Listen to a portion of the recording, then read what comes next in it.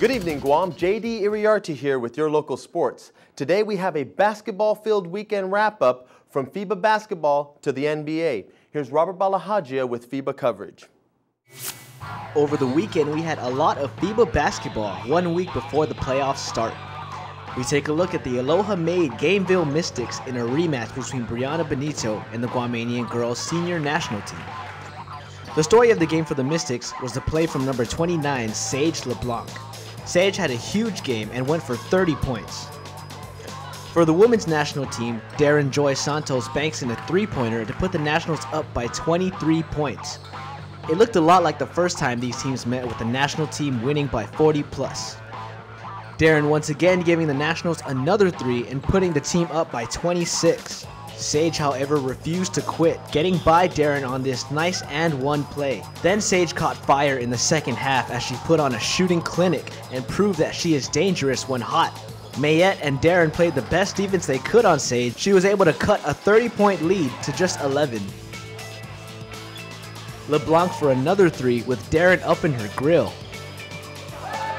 Heading into the fourth, the Mystics were only down by 13 points.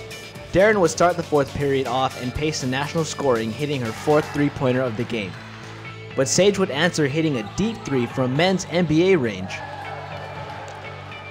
But Brianna Benito's 22 points helped the Nationals hold off the Mystics 77-65.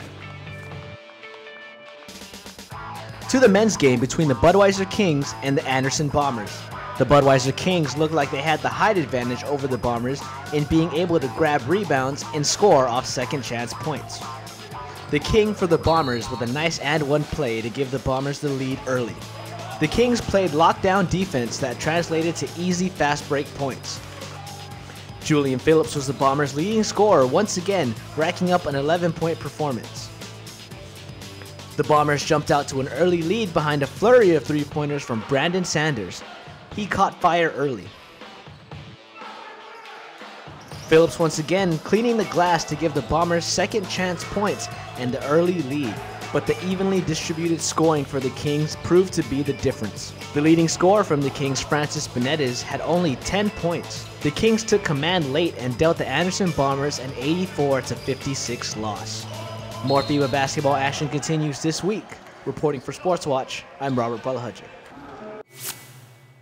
While the FIBA tournament is still going, summer basketball is just getting underway. Today was the first day of a week's worth of free basketball clinics for b-ballers 8 to 18 years old. The camp will tip off again tomorrow at 9 a.m. at the FD Phoenix Center and will run through till 4 p.m. The last day for the camp is next week, Tuesday, and this is graciously sponsored by our good friends at IT&E. For more information, please call Tony Thompson at 482-7181 or Julito Tingson at 687-6625.